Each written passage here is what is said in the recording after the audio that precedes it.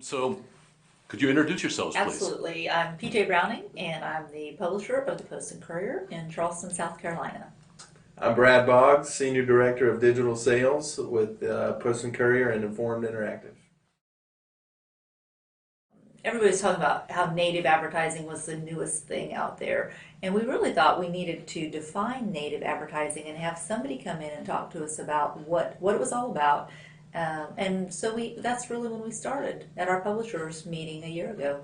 We definitely had interest as a group, and from the conversation that we had, we found that one of the most important things was to form a group and to make sure that our editors were as comfortable as our advertising department was about native advertising. So we formed a group. We set guidelines up for native, what we were looking for, how we were going to administer it, just to make sure that everybody on the team was comfortable. And I think that really helped us launch the program. To me, I felt like it was a tremendous opportunity. You know, it was still early on in the conversation for many of the publishing companies out there, but we gravitated to it very quickly and had buy-in from the top down, which is always crucial when you're launching new products and opportunities. So I think we were very optimistic. There were some questions, of course, to what the reaction or response might be for our sales staff and externally as well. But once we felt confident enough with the guidelines that we'd set forth, we jumped in head first and have been had tremendous success. We had an attorney that jumped on board locally, and he gave us a 3-month run. Again, we kind of cut our teeth, so to speak, on that first campaign and learned how to improve moving forward. I think we made a valiant effort the initial campaign that we launched, but there's been vast improvement ever since, and we're beginning to implement video into the sponsored content programs. We've got a team dedicated to producing the product for us, and again, we've learned as we've moved along, and we think the sky's the limit.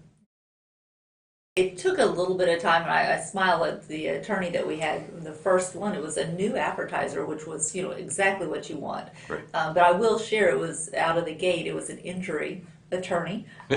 So that also presented a great challenge for us because, with all the guidelines we had, I won't say that it didn't make the newsroom nervous, but the guidelines certainly helped us get through that. So I think it was a good experience. But that was a very good start. And I think it really took us working through that advertiser and finding the right mix. They were very happy. I know they've since renewed, but I wouldn't say that it was just enormously successful out of the gate. But once we got that one, and then we just started saying to ourselves, let's start training the reps one by one, and let's find another rep that gets it. And that education and training, then all of a sudden we started seeing success. And it's so great when your neighbor, you can say, hey, I just sold this and my advertiser loves it. So I think that was very helpful. Once we gradually saw the success, we began to reach out to some other categories, such as real estate, travel and leisure. A performing arts center locally has some great content that we're presenting. So again, like a lot of other products that we have to offer, once the reps see the success internally, they gravitate towards what's going to work for their clients, and we seem to be moving in that direction. And it launched pretty closely to some sessions that we had in the summer, what we labeled summer school sessions. So it was a topic that allowed us to dedicate a week's worth of the informational sessions towards, and allowed the sales team to ask questions.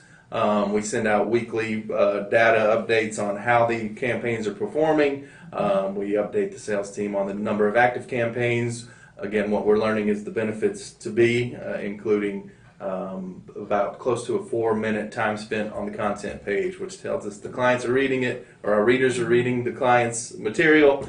So again, it's kind of an ongoing thing after the initial introduction, and it will continue to be so.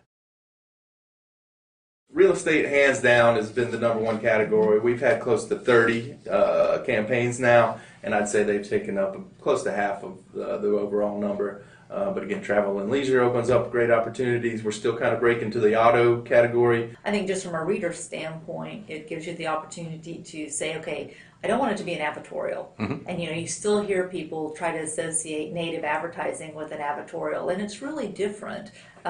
You could make the case that there's similarities, but we want to try to make sure that we're not fooling the reader. So we approve every one of them.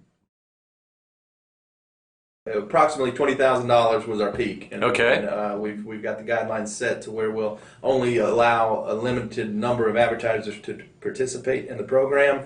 However, now we're starting to expand into our niche categories. All the section fronts and all the category-specific sites that we have to offer are all going to have a component. So there's plenty of opportunity to go around. We kind of use the phase 1 and the phase 2 platform, but to PJ's point, the content that's put onto the home page to us, we all agreed had significantly more value. So that's priced at a higher price point, only to allow specific type of advertisers to have that placement. And then we took into account maybe small and medium-sized businesses might not have that certain level to spend, and that's where we incorporated the section front opportunities, the niche opportunities, really so that we don't eliminate anybody from participating. Email marketing, there's a banner campaign component integrated into it, but the biggest piece to the puzzle is the social media play. It's the only way for a local advertiser to put their message out there in front of our 250,000 social media. I think it's critical, absolutely critical, because the engagement, the 4 minutes that readers are spending with it, if it's not content that's going to get their attention, they're not going to be engaged with it. So we find that that's very important. And also helps to get the buy-in, just as PJ was saying, from the editorial side of the business. Right. So we don't push anything live until it's publisher approved. And again, that allows us to all agree that the content is worthy of putting out there. I think we maybe or underestimated the value and the importance behind the social media component. We realized that was going to be a key contributor, but again, the reactions and the shares and the forwards that we got from that world really enhances the value for the customer.